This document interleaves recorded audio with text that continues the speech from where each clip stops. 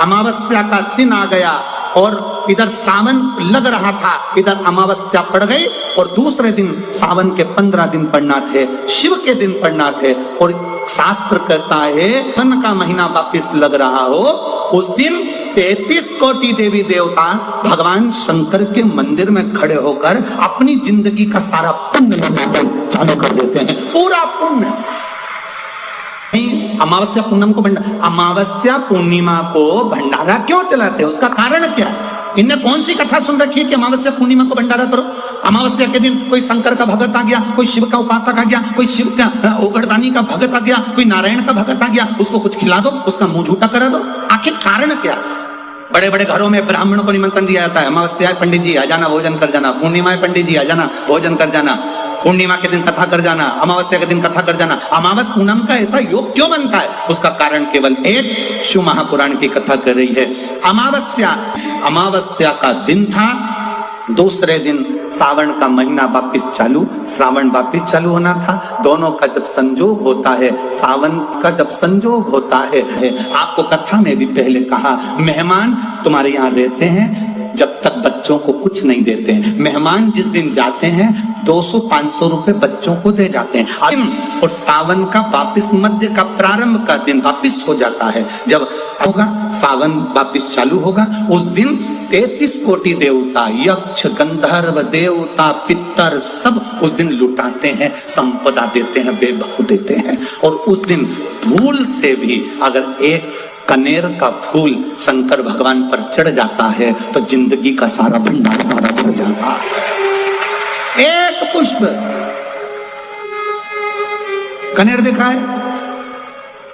पंचपुष्प शिव महापुराण की कथा बाजी है पहले, उसमें कनेर के फूल का भी दर्शन कराया था। ये रोड के ज्यादातर लोग ये कनेर का जो फूल है ना रोड के बीच में लगा देते, क्योंकि उसको जानवर भी नहीं खाता, पशु भी नहीं खाता, पक्षी भी नहीं खाता, जहरीला लगता होता, पीले कलर का होता, लंबा, काम भी कुछ नहीं आता, बस वो कनेर का फूल। और आंधी तूफान पानी गिरता है तो जमीन पे टपक जाते, ढेर सारे गिर जाते। देखे कि देखे?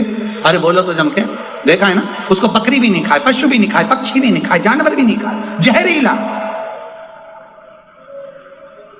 कनेर का पीला पुष्प। भूलवश आज राजा नल और दमयंती जा रहे थे, उनको फूल नहीं मिले, शिव जी को समर्पित करने के लिए कोई पुष्प ना मिला। इनको अंदाजा नहीं है क्या दूसरे दिन सावन का वापिस मिलन है। इनको नहीं ज्ञात था कि 33 कोटि देवता अपना भंडार लुटाने के लिए तैयार रहते हैं। 33 कोटि देवता भूलवश चढ़ गया, भूलवश अनायास, मालूम नहीं है कि कनेर का पुष्प चढ़ गया।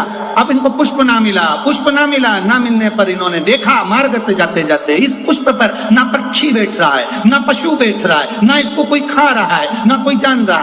पुष्प देखा, कनेर का पुष्प सम्मुख था, छीना और उठाकर उस दमयंती ने अपने पति नल को दिया। नल ने वो पुष्प देवाधिदेव महादेव को समर्पित किया। समर्पित करा हुआ पुष्प नीचे गिर गया। नीचे गिरा तो वो गिरता हुआ पुष्प अशोक सुंदरी वाली जगह पर जाकर टिक गया। तब अशोक सुंदरी ने देवाधिदेव महादेव से कहा, पिताजी इसने पुष्प मुझे दिया है। शिव कहते हैं ये पुष्प जो मुझे प्राप्त हुआ था मैंने तुझे दिया था। ये स्थान देवी का हस्त कमल है। आज का दिन 33 कोटि देवता अपना भंडार, अपना पुण्य मनुष्य को देते हैं, इसलिए आज तुम पुण्य दीजिए। सब देवताओं ने मिलकर जब पुण्य दिया, नल का सड़ता हुआ शरीर, काला पड़ा शरीर, रोग से ग्रसित शरीर नल का ठीक हो गया और जो पुष्कर ने धन लिया था वो वापिस राजा नल को प्राप्त हो गया।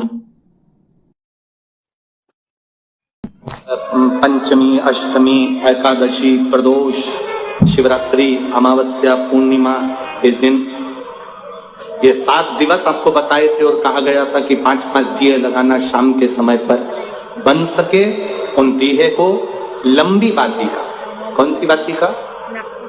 जम के बोलो जरा, लंबी बाती का। आपको पहले भी कथा में कहा, लंबी बाती का जो दिया होता है, लंबी बाती का जो दीप होता है, वो दीप हमारे जीवन में वंश की भी वृद्धि करता है। इसलिए हमारे यहाँ पितरों का दिया, देवी जी का दिया, नवरात्रे का दीप, ये सब लंबी बाती के लगते हैं। तो लंबी बाती का जो दीप होता है वो हमारे वंश की भी वृद्धि करता है, लक्ष्मी की भी वृद्धि करता है, सुख समृद्धि और अगर मान लो भूल से हमारा कहीं पैसा अटक गया और वो व्यापारी नहीं दे रहा, तो लंबी बाती का जो दिया होता है वो पैसा भी हमारा वापस लौटा कर लाता है। इसलिए लंबी बाती के दीप का स्मरण करें। सावन के महीने में उसमें 7 जगह अर्थात 7 तिथियां ऐसी हैं जिस दिन 5 दीप का वर्णन किया गया है हमारे शास्त्र में। अब बहुत सावधानी से सुनिएगा। पहली है पंचमी तिथि, अष्टमी, एकादशी, प्रदोष, शिवरात्रि, अमावस्या, पूर्णिमा। ये 7 तिथियां हमारे यहाँ सावन के अधिक मास का जो संयोग होता है, इसमें ये 7 तिथियां वो तिथियां हैं 7 जिन तिथियों में अगर हम 5 दीप घृत के घी के 5 दिए अगर अपने दरवाजे के बाहर केवल भगवान की भक्ति के लिए, शिव तत्व की प्राप्ति के लिए, वैसे तो दीप लगाना चाहिए तुलसी के क्यारे के पास लगा दो, मंदिर में लगा दो, या शिवालय पर लगा दो, या देवालय पर लगा दो।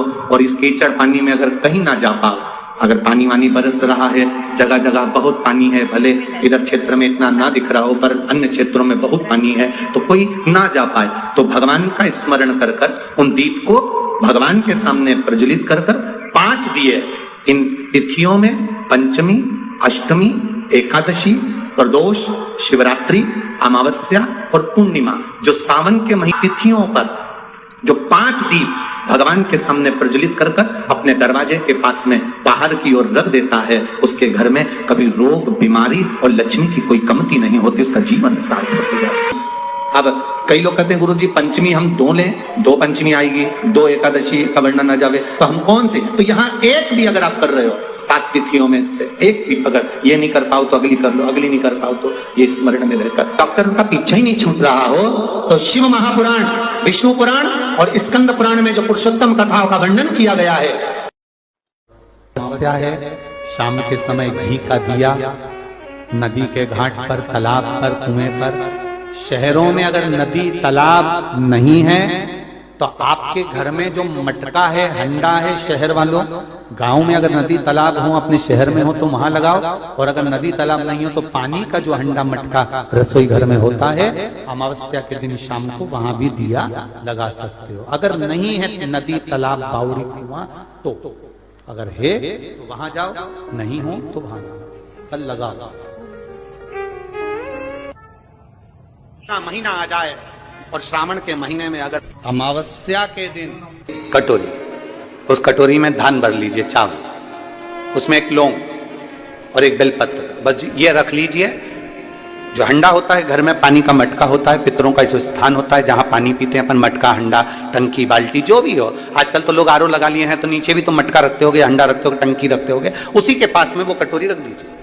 14 की रात्रि, अमावस्या के दिन उस कटोरी का चावल, बेलपत्र, ये सब शिव मंदिर के अंदर आप कोई भी एक स्थान पर, कोई दोने के अंदर रखकर या कागज के अंदर रखकर, शिव स्थान पर, शंकर के मंदिर में शिवलिंग को केवल स्पर्श कर कर जमीन पर ही उसको एक कागज में या दोने में, उसको जहां जलाधारी होती है, वो जलाधारी के पास में गणेश वाले स्थान पर, गणेश वाली जगह पर उसको, जो अमावस्या पड़ती है, चावल की कटोरी में एक कपूर का टुकड़ा रख दीजिए महाराज, छोटा सा, और कपूर का टुकड़ा रखकर उस कपूर को दरवाजे के बाहर कटोरी में ही, चावल रखी हुई कटोरी में ही उसको पितरों का स्मरण कर कर जला दीजिए।